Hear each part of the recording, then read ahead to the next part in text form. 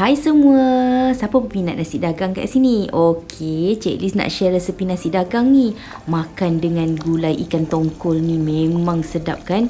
Tapi kali ni Cik Liz tunjuk cara-cara buat nasi dulu. Nanti ada kesempatan yang lain, Cik Liz akan tunjukkan cara-cara buat lauk dia pula. Okey, ni beras yang Cik Liz dah rendam. Rendam at least 8 jam. Lebih tak apa, jangan kurang. Okey, ni Cik Liz share beras yang Cik Liz guna, beras wangi jasmin. Okey, kita tengok bahan-bahan. Resepi kali ni adalah menggunakan 1 kilo beras. Okey, untuk 1 kilo beras ada 3-4 ulas bawang merah, halia yang dipotong memanjang macam ni, dan juga 1 sudu halba. Kalau tak kenal, ni halba Ketiga-tiga bahan ni kita campurkan sekali untuk kita masukkan ke dalam nasi nanti. Okey, kita dah nak mula masak. Okey, ni Cik Liz tunjukkan periuk kukus yang Cik Liz gunalah. Tetapi kalau tuan-tuan perempuan ada periuk kukus yang lain, tak ada masalah, asalkan boleh mengukus. Ni dah lama ni. Rasanya dalam 5-6 tahun dah. Masa tu Cik Liz beli dekat Terengganu kita. Okey, kita dah didihkan air. Sementara tunggu air mendidih, kita sediakan nasi kita. Okey, beras ni kita dah toast yang kita rendam tadi, beras dah toast. Kemudian kita masukkan dalam periuk kukus. Okey, boleh juga dilapik dengan daun pisang ataupun jaring. Tapi kali ni Cik Liz tak lapik pun. Cik Liz tunjuk cara Cik Liz macam mana. Untuk kukus ni dia tak adalah besar sangat, jadi lubang dia tak berapa besar. Tapi kalau yang lubang besar tu memang akan jatuh banyaklah dia punya beras tu. Jadi untuk sesiapa yang gunakan periuk kukus yang besar, boleh lapik dulu dekat bawah. Air dah didih, kita letakkan beras kita, kemudian kita kukus selama 20 minit. Jangan lupa tadi masa kita lapik dekat dulang ni, ada lagi beras yang terkeluar daripada lubang tu, kita masukkan sekali. Jangan membazir, macam iklan tu, sebiji beras ibarat setitik peluh petani, kan? Okey, kita tunggu 20 minit. Alright, sekarang proses arung yang pertama. Okay, nasi dagang ni kita arung 2 kali, kukus pun 2 kali. Okay, lepas 20 minit kita angkat nasi kita, masuk ke dalam satu besen besar untuk kita buat arung yang pertama.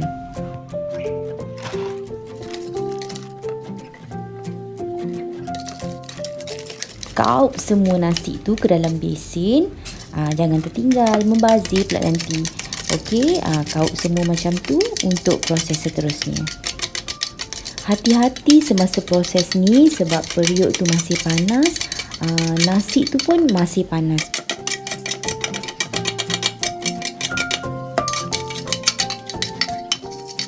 Selepas ke semua nasi dah ditransfer ke dalam besen, kita taburkan bahan-bahan hiris yang kita tunjukkan awal-awal tadi.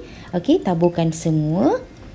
Sediakan 1 hingga 1,5 cawan air panas. Okey, ni resepi Mak Cik Liz. Kita tak gunakan santan cair, tapi kita gunakan air panas. Okey, untuk arung yang pertama ni, kenapa Cik Liz guna air panas? Sebab nasi yang tengah panas tu dicampur pula dengan air panas, akan mempercepatkan lagi proses nasi tu untuk masak.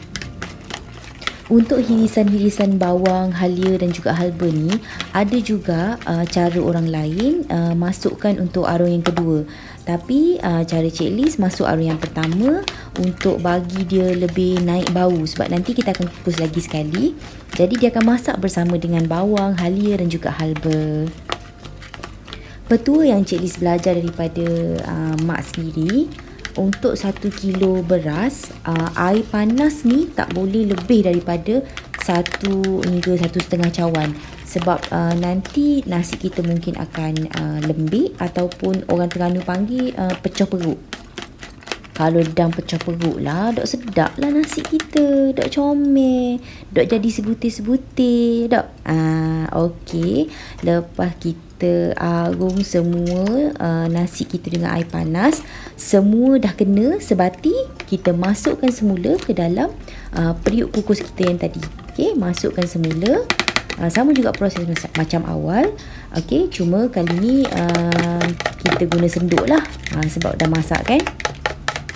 Sebenarnya Cik Liz pernah kukus nasi dagang ni menggunakan periuk noza, tapi dia punya nasi tu jadi tak berapa cantik macam kukus tradisional ni. Jadi Cik Liz memang prefer menggunakan cara ni, lebih cantik nasi kita.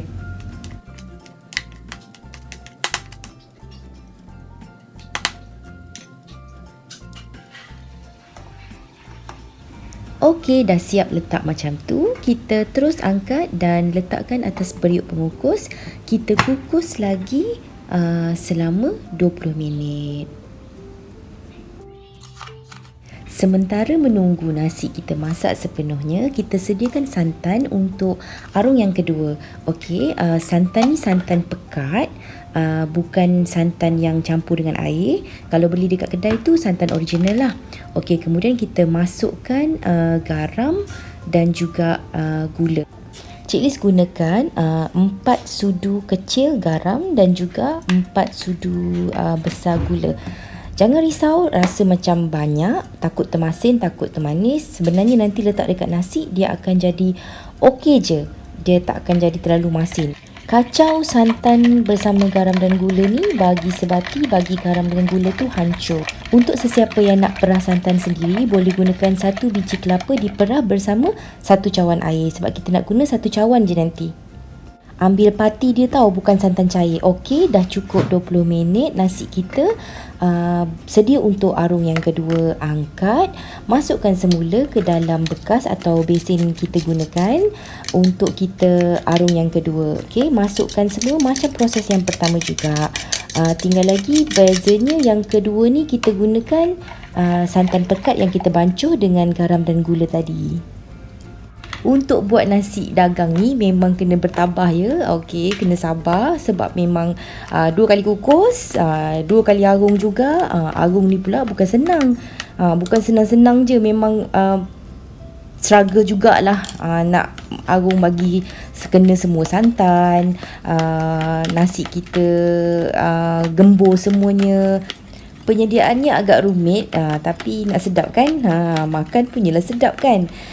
Bayangkan kalau 2-3 kilo. Jenuh tangan nak arung. Katang body orang Terengganu kata.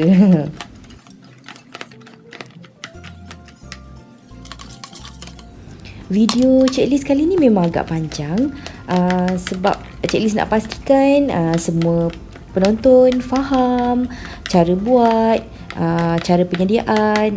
Nak bab arung ni memang nampak macam senang, tapi sebenarnya kalau kita buat tu memang sendiri kena rasa pengalamannya. Macam Cik Liz sendiri, pengalaman Cik Liz masa belajar nasi dagang ni, dengan mak sendiri banyak kali buat baru jadi, bukan sekali dua buat terus jadi. So kalau siapa yang baru nak try tapi tak jadi tu, bertabah, kita buat lagi, practice make perfect. Alright, bila semua santan tu dah kena nasi, okay, dia akan nampak macam ni nampak macam berminyak-minyak nasi kita. Tu kira tanda dah jadilah tu. Sekarang Cik Liz tunjukkan cara untuk simpan nasi pula. Okay, untuk pastikan dia kekal segar, maksudnya tak lambat basi. Pastikan bekas penyimpanan kita tu aluminium, besi ataupun besin sahaja. Sebab nasi dagang ni alah pada termos, nanti dia akan jadi cepat basi. Okey, bila dah simpan, kita ratakan macam ni untuk mampatkan nasi tu. Alright, dah boleh makan. Dah siap dah nasi dagang kita. Okay, nampak tak? Nasi tu seketul-seketul, sebiji-sebiji. Cantik je kan? Okey, sekian saja perkongsian Cik Liz kali ni. Selamat mencuba. Semoga bermanfaat untuk semua. Okey, bye. Assalamualaikum.